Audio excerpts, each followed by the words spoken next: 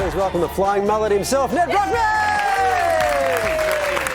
Thank you, guys. Good to be here. Good to be back. Great to have you on to tell us about something new you're doing. I'm guessing it's not normal. Yeah, it's got something to do with running this time, surprisingly. I've got a 1,000-mile world record attempt. It currently stands at 10 days, 10 hours and 36 minutes. Nice. And I'm attempting to run around Sydney Olympic Park athletics track to do that. So roughly just short of 4 marathons a day. What? Around the 400-metre athletics track. Can I check your temperature? Are you okay? What's wrong with hot, you? A bit sweaty.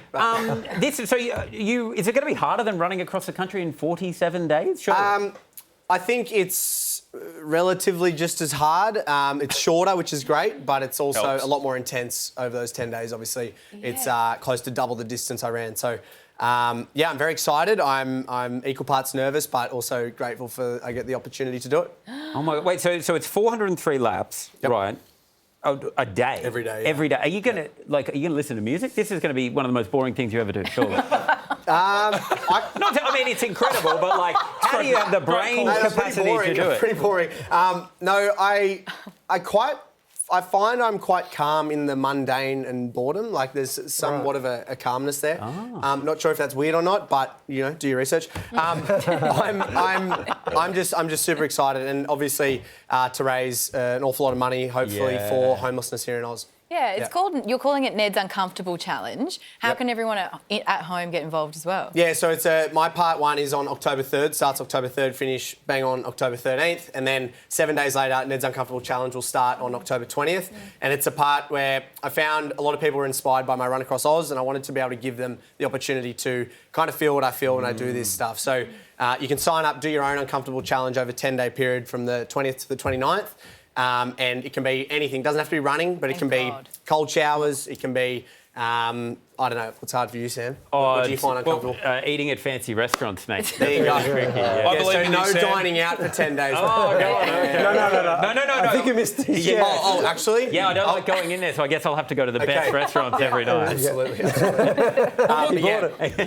What's something for you to find uncomfortable? Yep. Could you not run for 10 days? That'd be nice. That'd be tough. Yeah, no, I'm currently in a bit of a break. I actually ran 100 mile on Friday. And, That's not a break. It's quite the opposite. No, this week, and I'm currently struggling with the lack of kilometres. So, yeah, I think that would be quite an uncomfortable challenge. What is it about being uncomfortable that you're kind of drawn to? Like, how does it help you? Yeah, I just think we're in a time right now where we get everything instantly, and it's so easy to attain, quickly get this or that.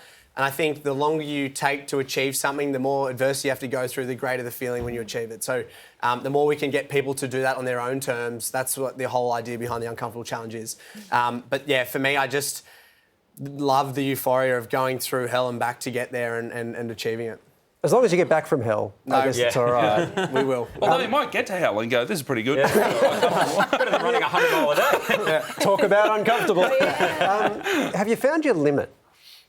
I don't know, because I think perspective shifts when you do these things, and then I would never have thought 5 years ago that I could run 100 mile a day for 10 days. I didn't think I could run across Australia, but through doing hard things and then going again and again, and that kind of crescendo is like, you just keep thinking you can attain things. I hope I never reach it. So you reckon you could honestly just keep, no matter what the thing is? Yeah. Well, for me with running, it's like I only started 3.5 years ago. So like, yeah, that's the craziest part. Yeah, it's a mental battle. But I think once I do this, it's like, well, where do I take it? And it might not be in running, but yeah, I hope I never find my limit, because that'll mean I'll stop striving to have a crack at these things. Asking for a friend when you are running, and especially in those What's your friend's name? early stages, Georgita? it's crazy. It starts with a G. But when you were starting out running, what made you keep going instead of just being like, I'm a bit tired, might just have a break? Yeah, I think the biggest thing is to make the decision and give yourself no other option than to do the thing. Right. So say if I'm running for 7Ks, you do not do anything but the 7K. Yeah.